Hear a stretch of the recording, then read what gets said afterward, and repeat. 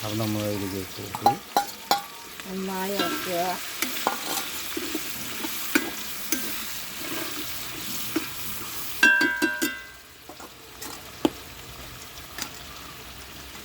തക്കാളി ഞാൻ വരട്ടെ, സവാള ഒന്ന് വഴണ്ട് വരട്ടെ. വഴണ്ട് വന്നതിന് ശേഷം നമുക്കതിലേക്ക് ഇഞ്ചി വെളുത്തുള്ളി ഇടണം.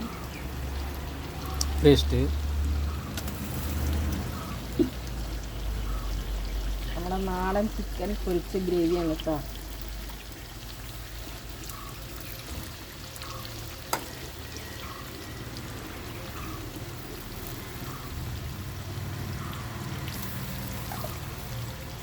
ഇതൊന്ന് ഇളക്കി കൊടുക്കുകയാണ്. നന്നായി വഴണ്ട് വന്നിട്ടുണ്ട്. ഒന്നും കൂടി എന്ത് വഴണ്ട് വരട്ടെ.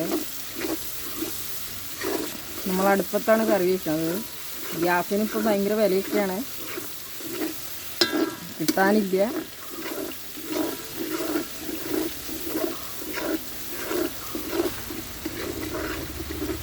ഇനി നമ്മളതിലേക്ക് തക്കാളി ഇട്ട് കൊടുക്കുകയാണ്.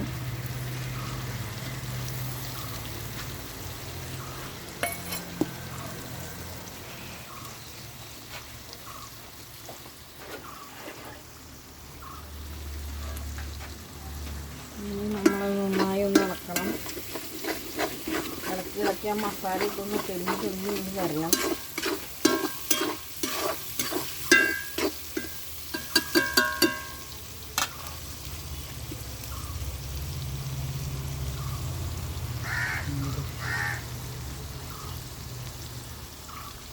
മുളക് പൊടി, മല്ലിപ്പൊടി,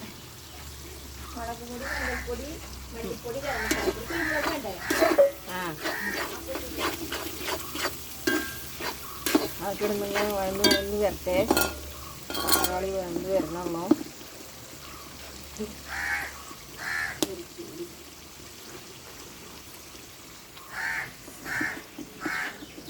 ഉണ്ടല്ലോ ഇത് വലുത് ചതുര പിടിച്ച്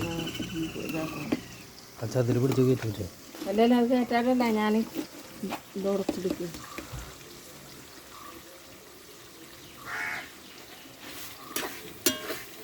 ഇനി നമ്മൾ അല്പം നേരം കഴിഞ്ഞാൽ ഇതിലേക്ക് മസാലകൾ ചേർക്കാൻ പോവാണ്. ഇപ്പം ഇതിൻ്റെ തക്കാളിയൊക്കെ ഇങ്ങനെ എണ്ണ തെളിഞ്ഞ് വരുന്നുണ്ട് അല്ലേ. മസാലയൊക്കെ ഒരു മിക്സായിട്ടുണ്ട്. തക്കാളി, ഇഞ്ചി, വെളുത്തുള്ളി, സവാളൊക്കെ നമ്മളിങ്ങനെ ആക്കി വരികയാണ്. ഇനി നമ്മൾ അല്പം മഞ്ഞൾപ്പൊടി, ഗരം മസാല, അല്പം മഞ്ഞൾപ്പൊടി ഇട്ട് കൊടുത്തു.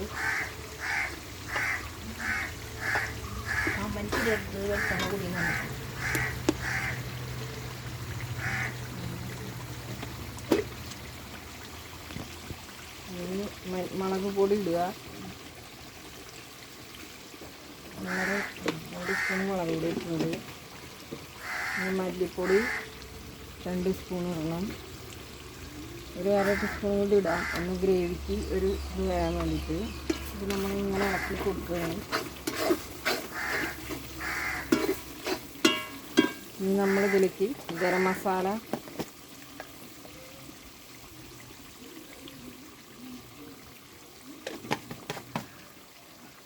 കുരുമുളക് പൊടി ഒരൽപ്പം, ഒരു 1/2 സ്പൂൺ ആണെങ്കിൽ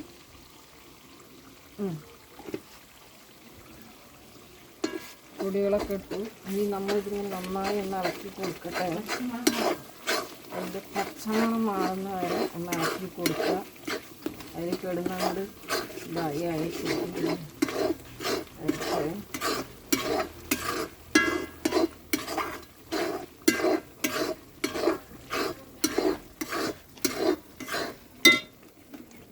ഇങ്ങനെ കത്തിച്ച് കൊടുക്കണം ഇടയ്ക്കിടയ്ക്ക്.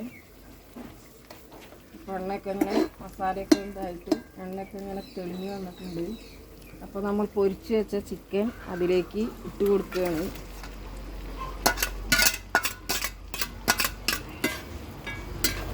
അങ്ങനെ നമ്മുടെ ചിക്കൻ ഗ്രേവി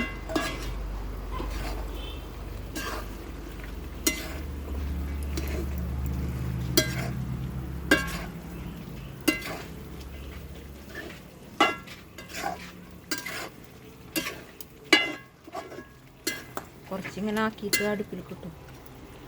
സ്മെല്ല് പുറത്തോട്ട് പോയില്ല. ഉണ്ടാക്കി അടുപ്പിലേക്ക് ഇടാനാ? അതല്ല, ചാറൊന്നും ഇങ്ങനെ ആക്കിയിട്ട് അടുപ്പിൽ കുറച്ച് വെള്ളമല്ലേ ഇവിടെ കൂട്ടിയിട്ട്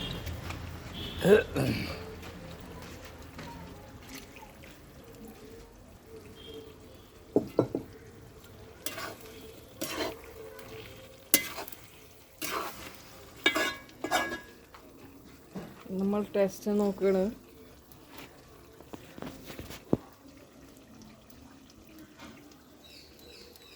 ആ, വെരി ഗുഡ്, നല്ല സ്വാദ്. ഇനി അല്പം നമുക്കൊന്ന് മൂടി വെച്ചിട്ട് ഒന്ന് വേവിക്കും.